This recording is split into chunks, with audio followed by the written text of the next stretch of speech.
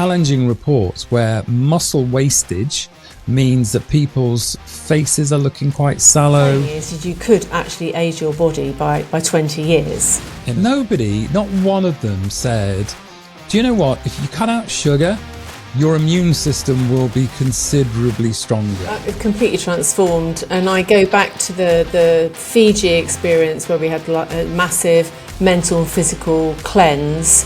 My life completely changed from there. Hello and welcome to the show. My name's Stephen Conway.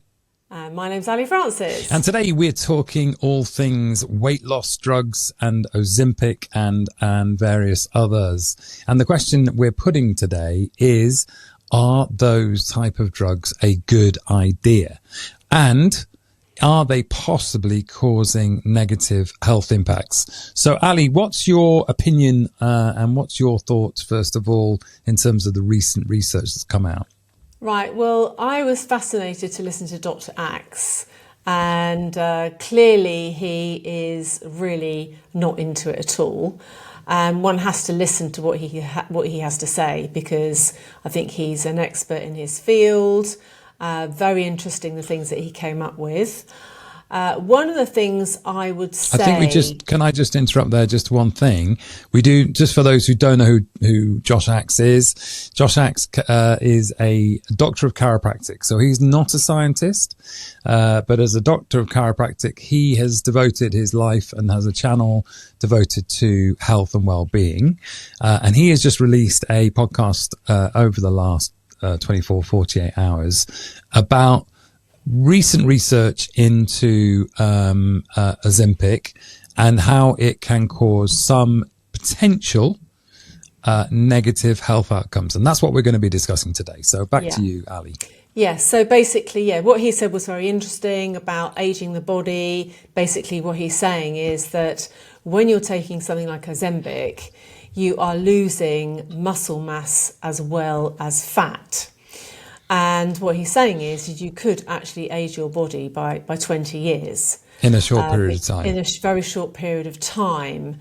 And the other thing he was saying that we all know and people know that what it does is it slows down your digestion and your stomach empties later. It takes more time. So I have dug out the research on this because while that is true for a study, there are some other studies which basically say, however, the findings are not entirely consistent. Some studies suggest that GLP receptor agonists, as they are known, may help preserve muscle mass. For example, earlier data indicates these medications could have a protective effect against muscle wasting by suppressing muscle atrophic factors and boosting myogenic factors. I think the point here today, because there are other reports that while Ozempic is really, really good, in fact, there was a comprehensive study in Nature Medicine analyzed by the health impacts across approximately 2.5 million patients. And the findings indicated that while GLP-1 drugs are associated with reduced risks of things like Alzheimer's, heart issues, and substance addiction, they could also present increased risks for certain adverse effects, notably a higher incidence of gastrointestinal issues, which you're just about to go on about, lower blood pressure, arthritis, and pancreatitis amongst users of these medications. So while we are not advocating the use or non-use of these, what we're going to do today is just explore what are the positives and what are potentially the alternatives. Yeah, so we're just sort of chewing the cud, basically, aren't we? We are. Every day is chewing the cud. That's what we do. Yeah. So one of the things that comes to my mind is obviously with the digestive thing, it slows down the digestion and everything. But what we have to think about is that the risks involved in being obesely overweight versus the risk involved in, because some people literally do find it very, very difficult to lose weight. They get stuck, the body gets stuck at a certain weight. If you can shift the body's clock, the body clock, the weight body clock, for a long enough period of time, then you can actually start to maintain that. So if you've been obesely overweight for years and years and years, your body sort of kind of gets used to it, and that's when it's very difficult to shift the weight, and that's when it's actually quite dangerous to be obesely overweight. So one has to sort of weigh up the one thing against the other thing, and of course you have to go, like, for example, the other way around for me, I would want to put weight on. There's nothing around that can really put weight on apart from eating more food. But one thing I thought about this morning when I was actually thinking about the podcast today was when I was very, very skinny. I was probably about 15 kilos less than I am right now, because I had a bit of a trauma. When that accident How long ago was this? When the accident happened, I was probably over 10. I was 10 kilos. What accident? Oh, the accident, as in Max's accident. Yeah, Max's accident. Okay. Yeah, I lost so much weight, and my face was like this, and I couldn't actually digest anything. So my problem was the other way. I couldn't eat food, couldn't digest it, and I was really, really skinny. And I was at a loss of what to do. So I thought to myself, would I actually have an opposite effect, a Ozempic type thing, if you like, a drug that would help me put on weight? Because it's actually quite dangerous to be that skinny for bones and everything else. So I would have to weigh up the side effects versus the effects of being so skinny for my bones and everything. Luckily, I did a protocol and I transformed my digestion and everything. So the other way round is the consequences of being obese and not being obese, what are the consequences, and just being able to shift your body clock. And I think it's a very personal thing, but all medications have a side effect. Let's face it, they all have a side effect. And I think it's a case of what's the effect of taking it versus not taking it, and it's a very personal choice. But of course, it's better to do it naturally. Dr. Axe makes perfect sense. It makes perfect sense. Well, I have my own GLP-1 ways of doing it, because I am one of those people that does struggle with weight, and I also struggle with food, and food is, especially sugary items are very addictive to me. And so I have been on a, lifelong mission for finding ways to actually, have the GLP-1 experience in terms of, limiting that GLP-1 trigger. Now, just to explain for those people who do not know what GLP-1 is, if I'm right in saying, I think it is the hormone that tells you whether you are hungry or not. Am I right in saying that, Ali? I'm not completely sure. Is that the ghrelin? Because you have leptin and ghrelin. Ghrelin is the hormone that actually says to you, go and eat. Yeah. And leptin is the one that says, you're full. Yeah.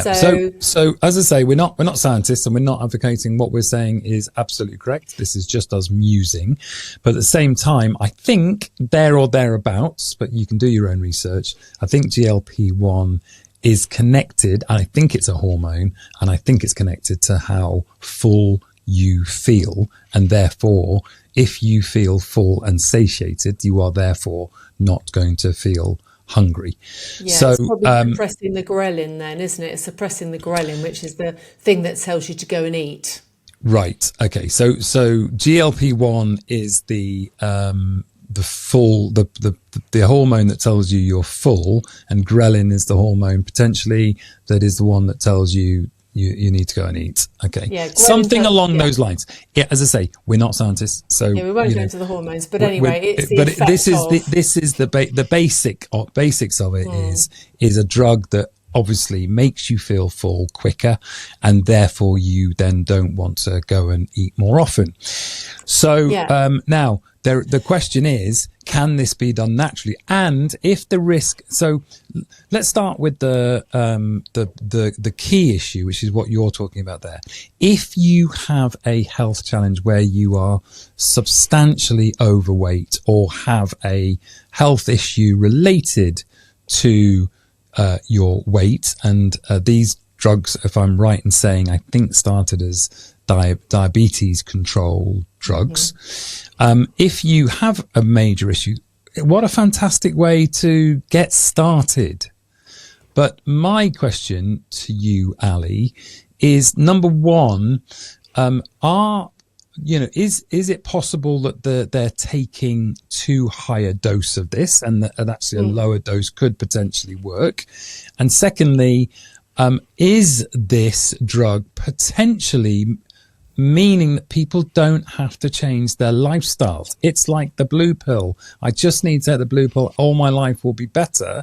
But we're already hearing some fairly challenging reports where muscle wastage means that people's faces are looking quite sallow. They're losing Ozempic face, they call it. Ozempic face. And also, if you're losing that level, because from what the reports are saying, that potentially you can lose up to 20% of your muscle mass, which is the muscles are what drives I think a lot of your health outcomes. If you've got a good strong there was a podcast with Stephen Bartlett recently where the lady was saying that your muscle health is a fantastic predictor of how your health will be longer term, because the muscles use up sugar very quickly. They obviously do so many things to make you healthier. And therefore, if you are just taking a drug and not thinking, and you're losing that muscle mass, is then that are going to be a big challenge moving forward. And that's the bit I am concerned with people. Yes, the look side of it is one thing, but if they're aging 20 years in a short period of time, which is what Dr. Axe was suggesting on his podcast, what does that mean? Well, I think the thing is, one of the most important things for all these things is the right education, right? So if whoever it is, I think there's subscription things going on now, aren't there, for these different medications, and I think it's education. If they're educating that they've got to actually, obviously they're not eating the high calorie intake, but one cannot rely on just the thought of feeling full and carry on doing what you were doing, but in a smaller doses. So what I mean by that is carry on eating the donuts or carry on eating the food that's not serving you, but you think, oh, that's all right, my weight's going down. You look down at the scales and of course your weight's going down, and you're not having to change anything about your lifestyle. So I think if there was education wrapped around it, which I think in some cases there are, that this is the sort of lifestyle, the food intake, the types of foods that one should be aspiring to transfer to, because it's like all diets. I've never ever been a very big fan of diets, and many people go, you don't need to go on a diet. That's true. However, most people that go on major diets, it doesn't work, because a diet is for a certain period of time. And then what do you do after? It's lifestyle changes that the most important thing. And in a small dose or a very low microdose, Dr. Axe was talking about like a 10% of what's been promoted or what a lot of people are taking, just a microdose to give you a bit of a helping hand, rather than taking the responsibility away. Because I think we have to take responsibility, just as we have to take responsibility for our sleep. So, I'm not going to go on to sleep, transfer it to sleep, but just quickly is that sleep medication is just going, I'm going to just make you unconscious, so I don't have to change anything about my lifestyle whatsoever. I'll just take that and I will sleep. But actually, it's not proper sleep. So in the same way as these sorts of things, if you need a helping hand, and again, sleep medication, some people absolutely need to just have the short rest term, absolutely. But I think long term, it's about education and about taking responsibility for your own health. So we all owe it to ourselves.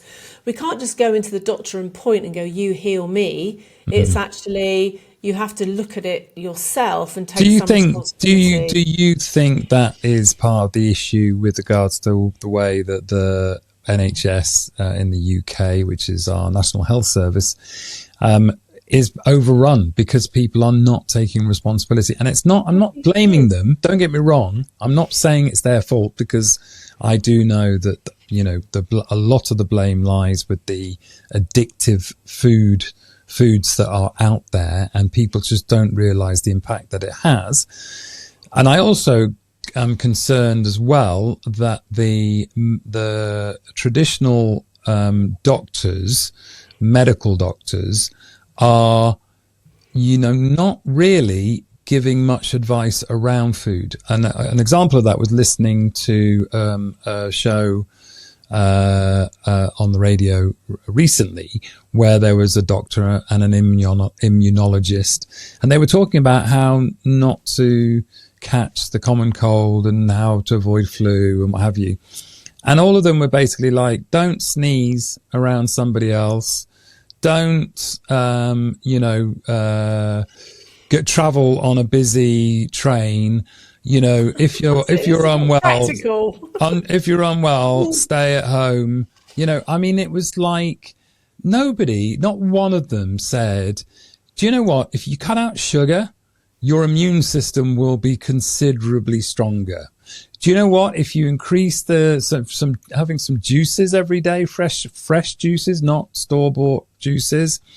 You can buy a juicer for 25 quid and have fresh vegetable and fruit juices every day. That will help your immune system.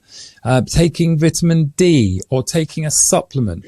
None of this was mentioned in the program. And I just think, and the problem is that a lot of these doctors are not trained in the first place in any kind of nutritional element. I think my understanding is they get about 4 hours or 7 hours in there.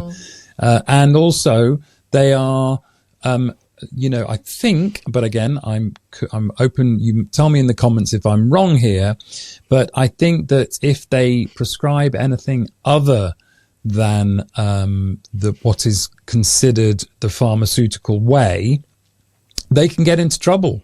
I think they can say things like, you need to improve your lifestyle. Well, what does that mean?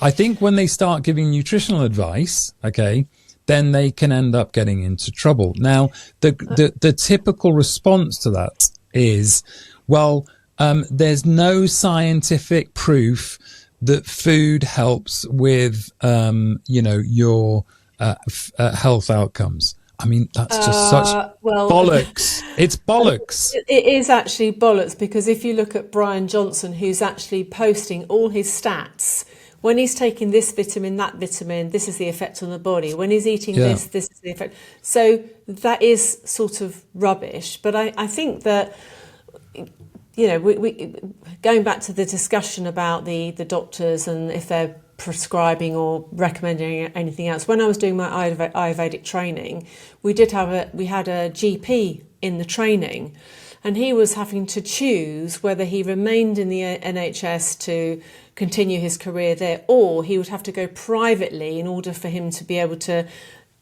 merge the two things together, which is what he wanted to do.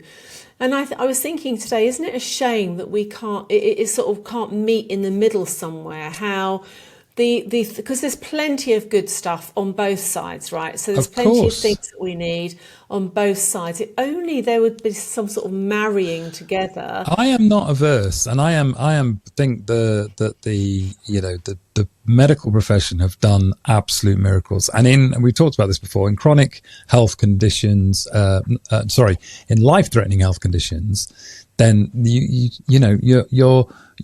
need to go and see a doctor, a traditional doctor, in A&E, and they will sort you out. Yeah. However, in chronic health conditions, long-term health conditions, I still think absolutely you should go and see your health professional. But at the same time, you can make changes to your lifestyle that will absolutely make a massive difference. I know from my own personal experience that my life was changed beyond all recognition when I realized what foods worked for me and what foods didn't. Exactly. And I also, not only improved my health outcomes, I improved my mental health outcomes as a result of that.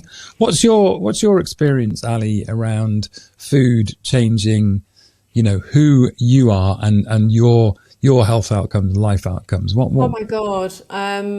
It's completely transformed. And I go back to the Fiji experience where we had a massive mental and physical cleanse. My life completely changed from there. Actually experiencing, in those days, it was all about being alkaline and, being clean and everything else, and things, have moved on and changed. But my whole palate changed, my whole relationship with food changed, my energy changed, and absolutely everything changed. And I think that, and as Dr. Axe was saying in that podcast, is that we all need different things. And it's a case of you now know, Stephen, that sugar is something that you have got to avoid. Now, I actually do need not sugar, but I need the sweet taste in my diet because of my constitutional type, right? So I need the sweet taste because it's heavier, it creates water, and I do need something. But that can come from fruits, is that correct? Or where do you get your sweet things from? And also, by the way, sorry, just one thing. If you are watching and you would like to find out what I do with regards to my managing my GLP-1 and my ghrelin response. I'm going to share that a little bit later in the podcast, but also come and join us on one of our juice retreats, which is juice-retreat.com, where we have 5 days of you not only just rebooting your whole system, but also completely learning about the strategies that you can use to control these things. So, Ali, back to you. Yes. So going back to the sweet taste, the sweet taste is also considered things like carbohydrates. So it might be spelt bread. That could be considered a sweet taste. But actually, sweet, if I want to treat myself, I make my own chocolate, for example. I only put cacao. I put cacao, a bit of honey, and your Nutella is amazing. Yeah, exactly. Those sorts of things. So if I'm really thinking I need a sweet taste, I open a date, fill it with my Nutella, and I have it with a cup of tea. And that satisfies my sweet taste. But I actually So you have a date, literally a date, like a dried date. A medjool date. Yeah, take the pip out. Take the pip out, put the chocolate inside, the Nutella inside.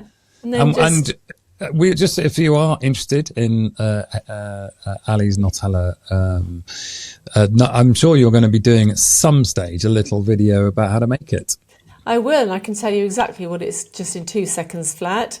250 grams of cashew nuts, 70 grams of cacao, and about 120 of honey. You grind the cashews up with a cup of water first, then you put the cacao in and the honey and blend it up. Voila, it takes me literally 5 minutes to make in the morning, and then I fill a jar up. I put it in my chia seed porridge. So I make, like, for example, a pudding. I mean, we both do it. I know you and Hazel do it. Chia seed pudding. So I soak some chia seeds and I mix in some Nutella, chuck some goji berries on, and that's my pudding. So there's so many things you can do, and it's about relationship with your food. So it's not about deprivation. So going back to diets, I don't think work terribly well, because you have to, if you're going to go back to the old way of being, diets only work if you are changing your diet forever. So you change your diet forever, you re-educate yourself, which is where Ozempic can help, because you re-educate the quantity of food that you're going to eat, and hopefully the types of foods that you are going to eat. Yeah, so I think just to round it off, I think all these things can be helpful, but I think the main thing is that we need to do the research ourselves. What do we need, and what can we do without actually resorting to those sorts of things? But if you do resort to those sorts of things, do your research. And absolutely. And also really, for me, I did say that I would just share what I do. So number one, I tend to eat a higher protein, higher fat type diet during the week. So I will have things like fish and eggs, and I'll have lots of vegetables. So I'll have a small amount of eggs, or a small amount of fish, or a small amount of meat, lots of vegetables that fill me up.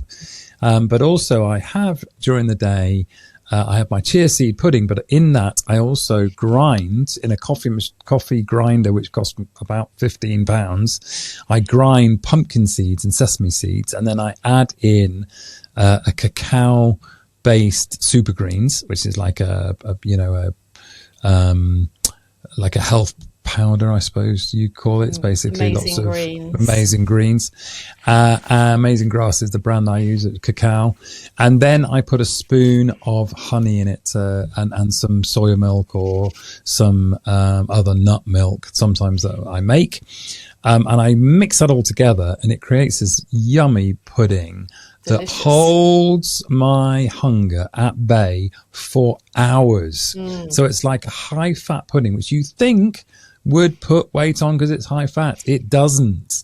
It keeps hunger at bay, and basically means that, I can actually I'll have my breakfast and I'll have that pudding post my breakfast at some stage, and then I'm not hungry again until the evening. And so I'm literally doing 2 meals a day as opposed to 3 meals a day. So I'm cutting out that. So it's cheaper for me to live. The cost of that as a meal is really cheap. And it just fills me up, and it keeps me going literally until supper time. So there's my little tip for today. Right. Have you got any sort of final closing comments? No, I think I've sort of made my main point, which is let's take responsibility for ourselves. Yeah, we'll talk about this I think as well on the next show. Maybe we should talk about the things that we do on a daily basis that actually can that you at home, if you're watching this, if you're our only viewer watching this at home, then welcome. Thanks for joining us. But if you are, we'll probably do on the next one is share what do we do that actually means that we are not a prisoner to food.